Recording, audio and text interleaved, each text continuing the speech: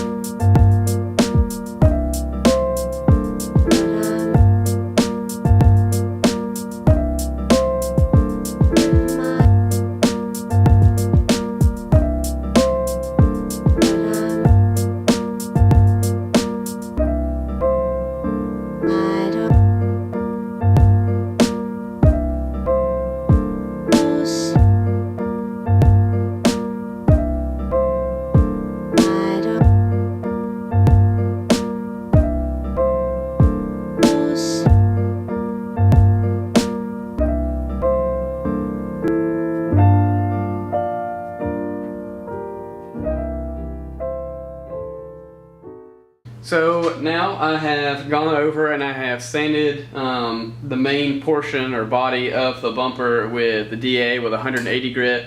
The filler that's on it, the putty, has had a chance to cure.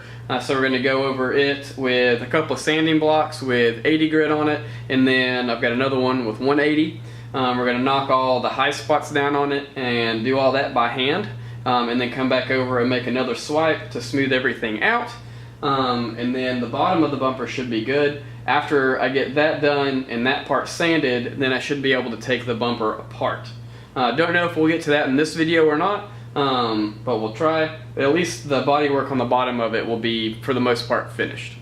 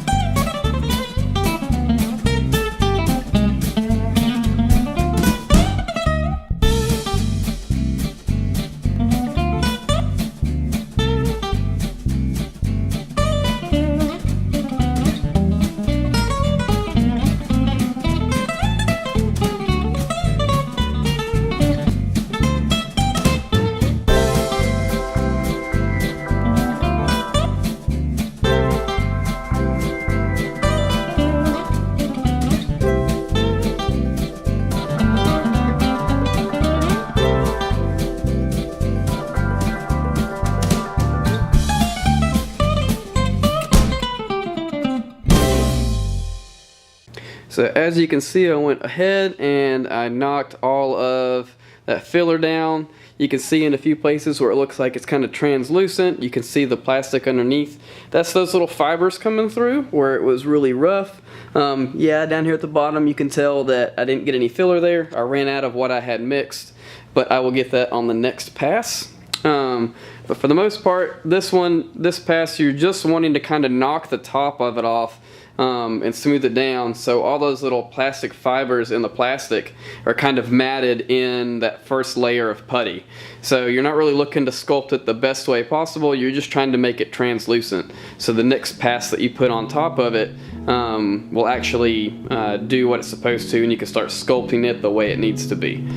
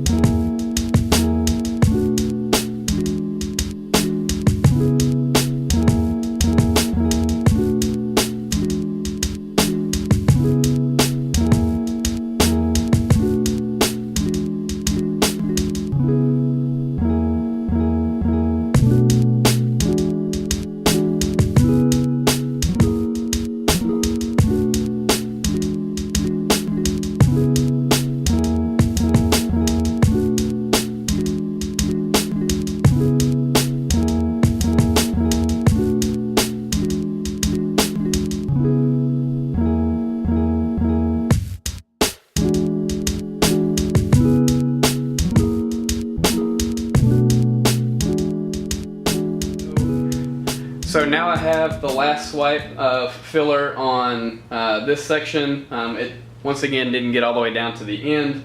I ran out with what I had mixed.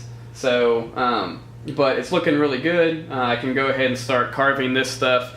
But it's starting to get pretty cold here in the garage. So I'm probably going to leave it here for today. And then we'll pick up on that another day this week. More than likely tomorrow, because this is for a customer. So we'll go ahead and we'll pick up on that in the next video. So I would like to thank you guys for watching. Once again, don't forget to like, subscribe, and share with your friends.